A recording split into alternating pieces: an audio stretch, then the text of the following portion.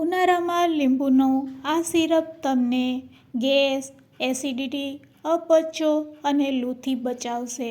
તો અહીંયા આપણે લીંબુનો રસ કાઢી, ફુદીનાના પાન ફ્રેશ લઈ, આદુના ટુકડા, આ બધી વસ્તુ આપણે મિક્સર જારમાં એડ કરશું.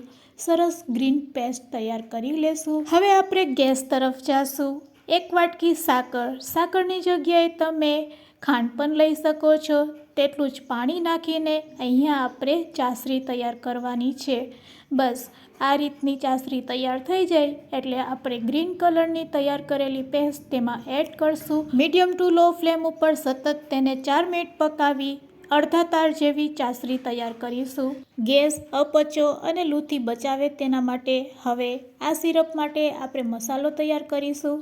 તો અહીંયા જીરું, મરી, મીઠું, સંચળ એડ કરી આ રીતે તમારે મસાલો તૈયાર કરવાનો છે અને મસાલાને આપણે અહીંયા સિરપમાં એડ કરી દેવાનું છે. તો સિરપ ઠંડુ થાય પછી અહીંયા આપણે લીંબુનો રસ એડ કરવાનો છે. જો આ રીતે તમે સિરપ બનાવશો તો તમારું સિરપ છે એ આખું ઉનાળું ચાલશે. બસ સિરપને એક વખત ગાળી લેવાનું અને કાચની બરણીમાં ભરી લેવાનું. ફૂલ વિડીયો જોવો હોય તો નીચેની લિંકને તમે ક્લિક કરી શકો છો. તો ઠંડા કુલ રિફ્રેશિંગ ડ્રિંક તૈયાર છે. Summer special